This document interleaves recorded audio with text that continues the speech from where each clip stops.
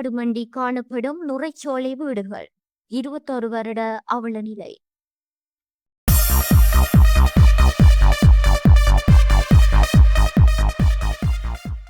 அம்பாறை மாவட்டத்தின் அக்கரைப்பற்று பிரதேச செயலக பிரிவுக்குட்பட்ட நுரைச்சோலை சுனாமி வீட்டு திட்டம் இன்னும் பாதிக்கப்பட்ட மக்களுக்கு வழங்கப்படாததன் மர்மம் குறித்து பல்வேறு தரப்பினராலும் கேள்வி எழுப்பப்பட்டு வருகின்றது.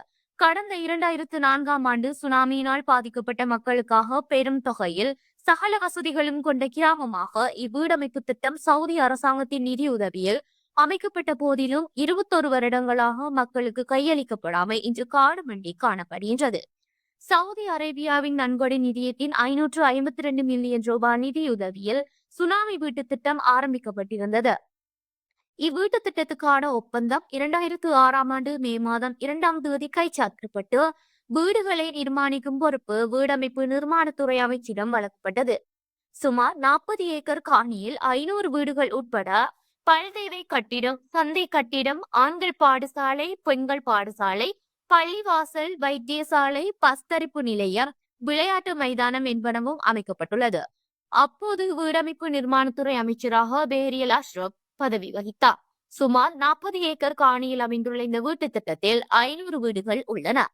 இவ்வீட்டு திட்டமானது இதுவரை மக்களுக்கு கையளிக்கப்படாததன் காரணம் நீதிமன்ற தீர்ப்பு மற்றும் அரசியல் காரணங்கள் என தெரிவிக்கப்பட்டு வருகின்றது.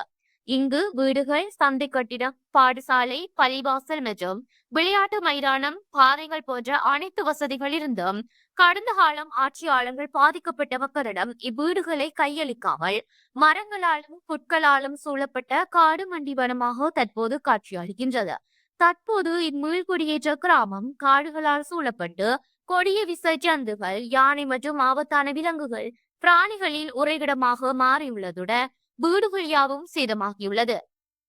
தற்போது இவ்வீடுகளை பகிர்ந்தளித்தாலும் கூட பயனாளிகளால் உடனடியாக குடியேற முடியாத நிலையில் மிகவும் மோசமாக சேதமடைந்த நிலையிலேயே வீடுகள் காடு மண்டிய நிலையில் காணப்படுகின்றன.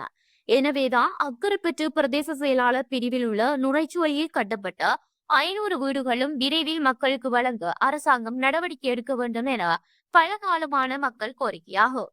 தற்போது கூட நாட்டில் ஏற்பட்ட திக்வா புயல் அனர்த்தம் காரணமாக பல மக்கள் வீடுகளை இழந்திருக்கின்றார்கள்.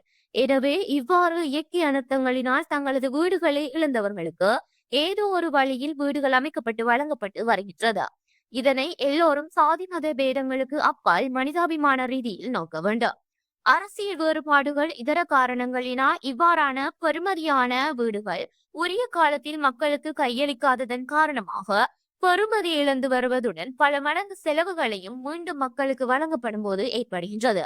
காரணம், தற்போதுள்ள வீட்டு திட்டங்களில் உள்ள கதவுகள் போன்ற பெறுமதியான பொருட்களும் களவாடப்பட்டுள்ளன. வீட்டு திட்டம் முழுக்க காடு வளர்ந்துள்ளது. வீடுகளில் வெடிப்புகளும் ஏற்பட்டுள்ளன. இதனால் பாரிய புனரமைப்பு வேலைகளை முன்னெடுக்க வேண்டிய தேவை எழுத்துள்ளதால் அதற்காக பாரியளவான நிதியினை ஒதுக்க வேண்டிய தேவை உள்ளது. எனவே சகல தரப்பினரும் இவ்வாறான விடயங்களுக்காக ஒன்றிணைந்து நாட்டை கட்டியெழுப்ப முன்வருவதுடன் மக்களுக்காக ஒருமித்த கருத்துடன் பணியாற்ற வேண்டும். பல்வேறு வசதிகளுடன் கட்டப்பட்ட நுரைச்சோலை வீட்டு திட்டம் இதுவரை மக்களிடம் கையளிக்கப்படாமல் காடாக காட்சியளிக்கும் நிலைமை குறித்து தற்போதைய அரசாங்க இவ்வீட்டு திட்டம் மக்களிடம் கையளிக்க வேண்டும் என்பதற்காக பல்வேறு நடவடிக்கைகளை எடுத்துள்ளமை குறிப்பிடத்தக்கது.